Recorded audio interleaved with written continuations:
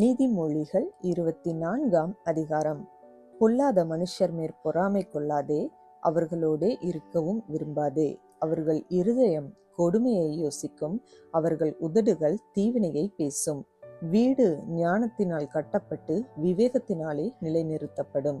அறிவினாலே அறைகளில் அருமையும் இனிமையுமான சகலவித பொருட்களும் நிறைந்திருக்கும்.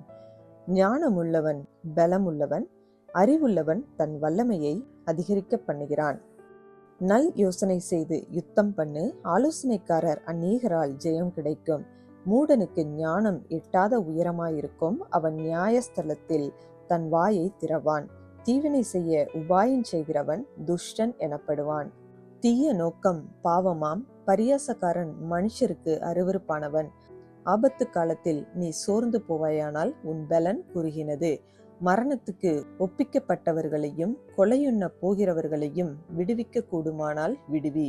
அதை அறியோம் என்பாயாகில் இருதயங்களை சோதிக்கிறவர் அறியாரோ? உன் ஆத்துமாவை காக்கிறவர் கவனியாரோ?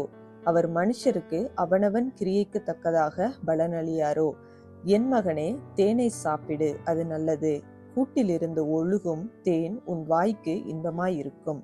அப்படியே ஞானத்தை அறிந்து கொள்வது உன் ஆத்துமாவுக்கு இன்பமாயிருக்கும். அதை பெற்றுக்கொண்டால் அது முடிவில் உதவும், உன் நம்பிக்கை வீண் போகாது. துஷ்டனே, நீ நீதிமானுடைய வாசஸ்தலத்துக்கு விரோதமாய் பதிவிராதே, அவன் தங்கும் இடத்தை பாழாக்கி போடாதே. நீதிமான் 7 தரம் விழுந்தாலும் திரும்பவும் எழுந்திருப்பான், துன்மார்க்கரோ தீங்கிலே இடருண்டு கிடப்பார்கள். உன் சத்துரு விழும்போது சந்தோஷப்படாதே, அவன் இடரும்போது உன் இருதயம் களி கூறாதிருப்பதாக. கர்த்தர் அதை காண்பார், அது அவர் பார்வைக்கு பொல்லாப்பாயிருக்கும். அப்பொழுது அவனிடத்தினின்று அவர் தமது கோபத்தை நீக்கிவிடுவார். பொல்லாதவர்களை குறித்து எரிச்சலாகாதே, துன்மார்க்கர் மேல் பொறாமை கொள்ளாதே. துன்மார்க்கனுக்கு நல்முடிவு இல்லை, துன்மார்க்கனுடைய விளக்கு அணைந்து போம். என் மகனே, நீ கர்த்தருக்கும் ராஜாவுக்கும் பயந்து நட, கலகக்காரரோடு கலவாதே. சடுதியில் அவர்களுடைய ஆபத்து எழும்பும், அவர்கள் இருவரின் சங்காரத்தையும் அறிந்தவன் யார்? பின்னும் ஞானமுள்ளவர்களின் புத்திமதிகள் என்னவெனில், நியாயத்திலே முகதாட்சிணியம் நல்லதல்ல. துன்மார்க்கனை பார்த்து நீதிமானாய் இருக்கிறாய் என்று சொல்லுகிறவனை ஜனங்கள் சபிப்பார்கள், பிரஜைகள் அவனை வெறுப்பார்கள். அவனை கடிந்து கொள்ளுகிறவர்கள் மேல் பிரியம் உண்டாகும், அவர்களுக்கு உத்தம ஆசீர்வாதம் கிடைக்கும். செம்மையான மறுமொழி சொல்லுகிறவன் உதடுகளை முத்தமிடுகிறவனுக்கு சமானம். வெளியில் உன் வேலையை எத்தனப்படுத்தி வயலில் அதை ஒழுங்காக்கி பின்பு உன் வீட்டை கட்டு. நியாயமின்றி பிறனுக்கு விரோதமாய் சாட்சியாக ஏற்படாதே, உன் உதடுகளினால் வஞ்சகம் பேசாதே. அவன் எனக்கு செய்த பிரகாரம் நானும் அவனுக்கு செய்வேன், அவன் செய்த செய்கைக்கு தக்கதாக நானும் அவனுக்கு சரி கட்டுவேன் என்று நீ சொல்லாதே.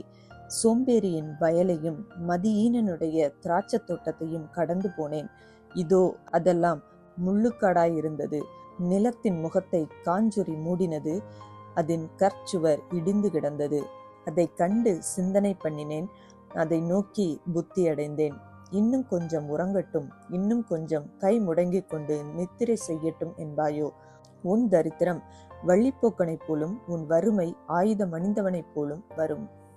இந்த வீடியோ உங்களுக்கு பிடித்திருந்தால் லைக் பண்ணுங்கள், உங்கள் ஃப்ரெண்ட்ஸுக்கு ஷேர் பண்ணுங்கள். இன்னும் நம்ம சேனலை சப்ஸ்கிரைப் பண்ணலைன்னா மறக்காமல் சப்ஸ்கிரைப் பண்ணுங்கள். சைடில் இருக்கிற பெல் ஐக்கானை ப்ரெஸ் பண்ணுங்கள். மீண்டும் சந்திப்போம். நன்றி.